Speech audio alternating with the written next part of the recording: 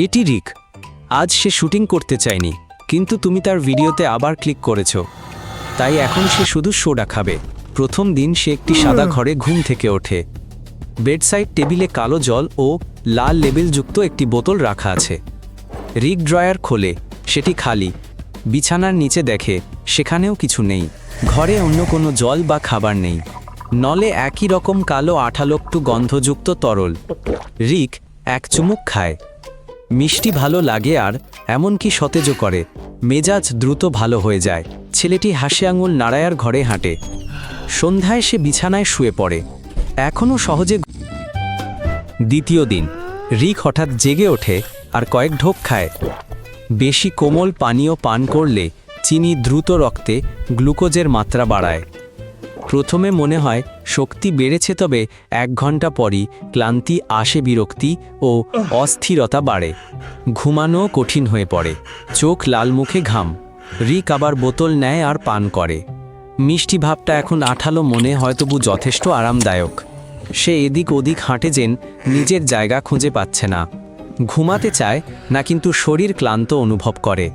রিক দেয়ালের কাছে বসে ঘাড় ডলে আর ভেন্টিলেশনের আওয়াজ শোনে। সে বেশিক্ষণ এক জায়গায় থাকতে পারে না, চিন্তিত বোধ করে দিয়েও কোনো কারণ নেই। রিক ছোট ছোট জিনিস কুড়িয়ে নেয় আর ক্রমাগত আঙ্গুল দিয়ে নাড়াচাড়া করে।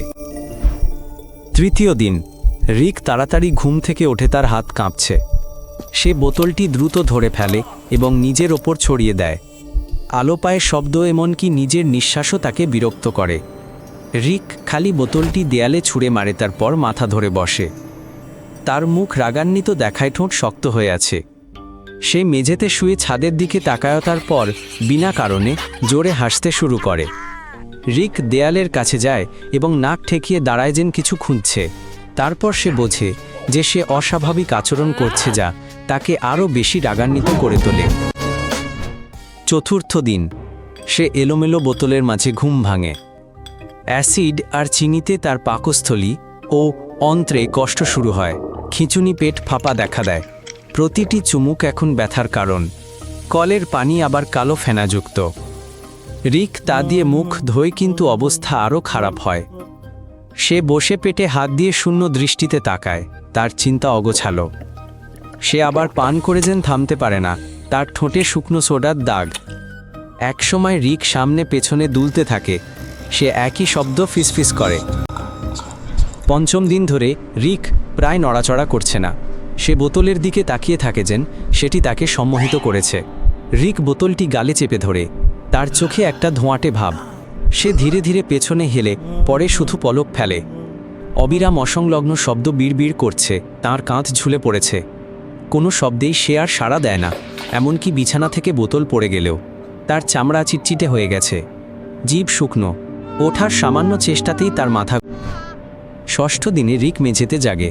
পর্যাপ্ত জল ছাড়া শরীর দ্রুত পানিশূন্য হয়। রক্ত ঘন হয়, মস্তিষ্ক উত্তপ্ত। চাপ কমে, সে অবসাদগ্রস্ত ও উদ্বিগ্ন। তার পোশাক আঠালো, চুল জট পাকানো। রিক হামাগুড়ি দিয়ে নতুন বোতলের দিকে যায়।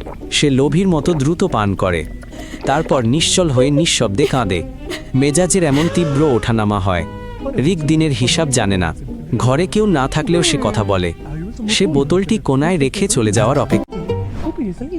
সপ্তম দিনে সে বোতলের সাথে পুরনো বন্ধুর মতো কথা বলছে। সে বোতলটি আদর করে বুকে জড়ায় আর তার ঠাট্টা শুনে হাসে। সে ক্যামেরার দিকে সরাসরি তাকায়, যেন এই প্রথম দেখছে। তার চোখে ভয়। সে বোতলটি দেয়ালে ভাঙে, তারপর অন্যটির দিকে হামাগুড়ি দেয়। তার শুভবুদ্ধি লোপ পেয়েছে, কিন্তু পরীক্ষা চলতেই থাকে। আজ অষ্টম দিন। রিক প্রায় শ্বাস নিচ্ছে না। শরীর কেবল মিষ্টি তরল খেলে গুরুত্বপূর্ণ লবণ ও খনিজ হারায়। এটি হার্টের কার্যকারিতা ব্যাহত করে, কিডনিতে আঘাত করে এবং ভিতর থেকে শরীরকে অকেজো করে দেয়। তার শরীরে লাল দাগ দেখা যাচ্ছে। তার ঠোঁট নীলহাত ঠান্ডা। রিক পলক না ফেলে ছাদের দিকে তাকিয়ে আছে, যেন সে অদৃশ্য হয়ে গেছে, যদিও শরীর এখনও আছে। মাঝে মাঝে সে শব্দ শোনে, কিন্তু কেন তা নিজেও বোঝে না। পর্যাপ্ত জল ও খাবার ছাড়া রক্ত ঘন হয়, মস্তিষ্কে অক্সিজেন কম পৌঁছায়। সে শুয়ে আধো ঘুমে তলিয়ে যাচ্ছে এবং বোঝে না কতটা। নবম দিনে রিক নড়াচড়া করাও বন্ধ করে দিয়েছে। তার নাড়ির স্পন্দন ক্ষীণ। সারাদিন ঘরে নীরবতা। এক কোণে বোতলের স্তূপ আর ক্যামেরা স্থির ছবি তুলছে। কাঁচের ওপারে কেউ লিখছে, চেতনা নেই, চোখ খোলা। শরীর নিজেই নিজেকে খাচ্ছে, পেশি জ্বালানি রূপে ব্যবহৃত হচ্ছে। তাই রিকের জন্য হাত তোলাও এক দুঃসাধ্য কাজ। চিনি ও লবণের মাত্রা আরও অস্থির হলে কোমা হতে পারে। তাই 10ম দিনে তার অবস্থা প্রায় আশাহীন দেখাচ্ছে। সে যেন এই ঘরে মিলিয়ে গেছে, শুধু শরীর আর প্লাস্টিকের চোখ। 11তম দিন। রিক আর নড়ছে না। তার শরীর দুর্বল হয়ে গেছে, জল ও শক্তির ভাণ্ডার শেষ। ক্রমাগত জলশূন্যতা ও ইলেকট্রোলাইটের অভাবে হৃৎপিণ্ড কাজ করা বন্ধ করে দিয়েছে। অঙ্গ প্রত্যঙ্গ একে একে অচল হতে শুরু করেছে। ডাক্তাররা শ্বাস প্রশ্বাস বন্ধ হওয়া লিপিবদ্ধ করে প্রোটোকলে সমাপ্তি টানলেন। নতুন কিছু শিখে থাকলে কম সফট ড্রিঙ্কস পান করুন আর রিককে সাবস্ক্রাইব করুন।